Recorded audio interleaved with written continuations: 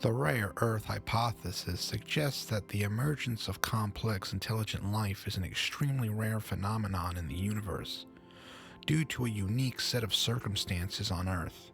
Here we'll go over 10 major points of this hypothesis.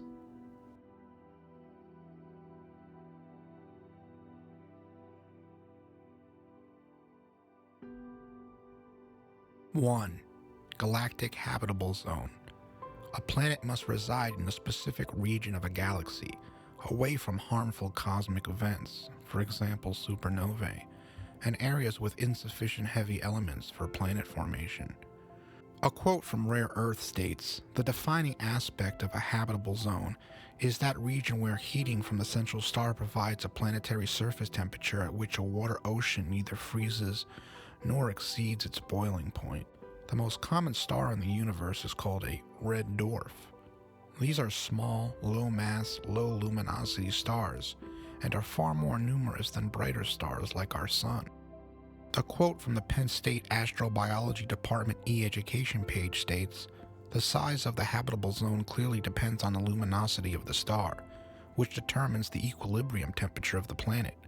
However, modern models for the range of the habitable zone take into account more subtle effects, such as the effect of the carbonate-silicate cycle in regulating carbon dioxide in a planet's atmosphere." Work on this particular process by Penn State scientists, including Professor James Casting, has shown that the habitable zone extends farther from a star than originally assumed. 2. Stable star system. A star must be stable and long-lived, like the Sun, to provide a constant energy source over billions of years for life to evolve. Red dwarfs, as previously mentioned, are the most common star in the Milky Way, making up 70 to 76% of its stars. In elliptical galaxies, they make up more than 90% of stars. Red dwarfs are also flare stars. This means flaring events can impact a planet's habitability by eroding their atmosphere. If we use our solar system for an indication of the likeliness of magnetic fields on other extrasolar bodies, Jupiter, Saturn, Uranus, and Neptune all have magnetic fields much stronger than that of Earth. On the other hand, Mars and Venus's magnetic fields are nothing to call home about. 3. Planetary conditions. A planet must be in its star's habitable zone, also known as the Goldilocks zone, where liquid water can exist. It must also have the right size, composition, and atmosphere. To quote Jack Lusor of NASA's AIM Research Center, "A planet's surface temperature depends not only on its proximity to its star, but also on such factors as its atmospheric greenhouse gases, its reflectivity, and its atmospheric or oceanic circulation." 4. Plate tectonics.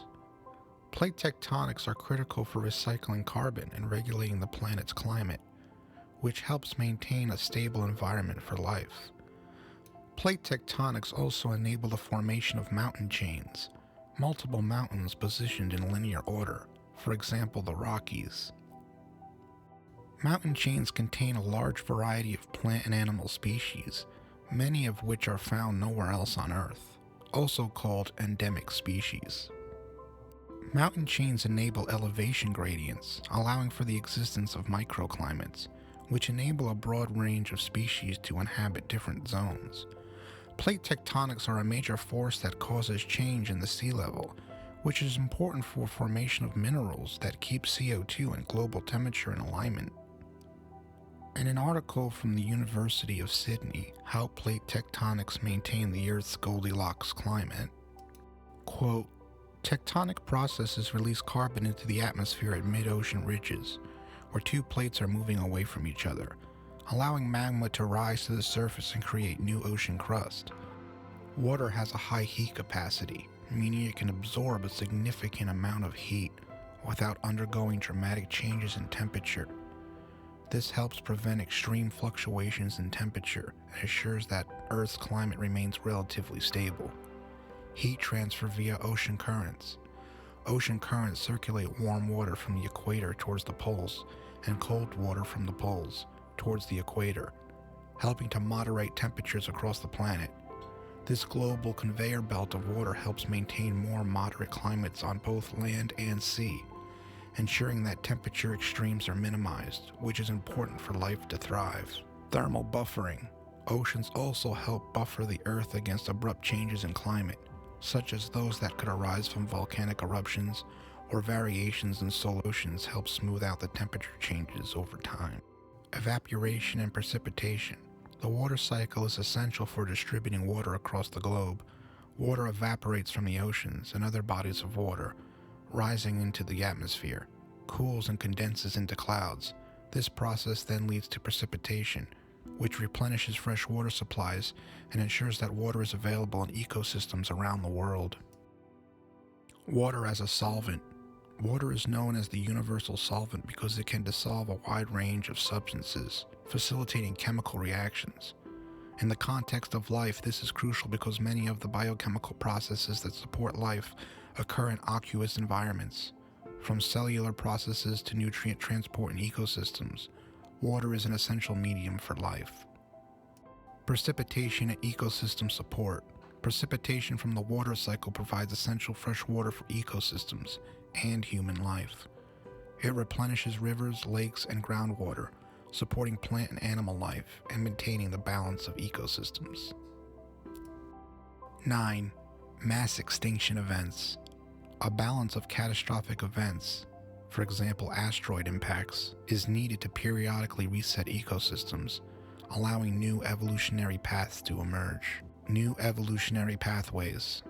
While mass extinctions are devastating in the short term, they often open up ecological niches that allow surviving species to diversify and evolve in new directions. For example, after the Cretaceous extinction event, mammals which had been small and largely nocturnal rapidly evolved into larger forms and dominated ecosystems, leading to the rise of modern mammals, including humans. This process of evolutionary recovery often leads to the development of new species and ecosystems, helping to repopulate Earth and restore some form of ecological balance. Adaptive radiation. Following a mass extinction, surviving species often experience what is called adaptive radiation, where they rapidly evolve into many new species to fill the ecological voids left by the extinction. This process helps to restore biodiversity and bring about new forms of life, contributing to long-term habitability of the planet.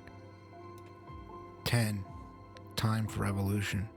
The development of complex life requires billions of years of evolutionary time, which depends on a planet's stability and protection from major disruptions.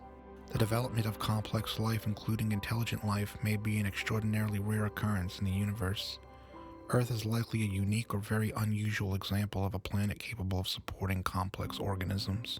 While microbial life could be widespread in the cosmos, the evolution of complex multicellular life, capable of intelligent and technological advancement, may be far less common. This makes Earth's habitability and the existence of intelligent life on our planet likely incredibly rare in the context of the universe.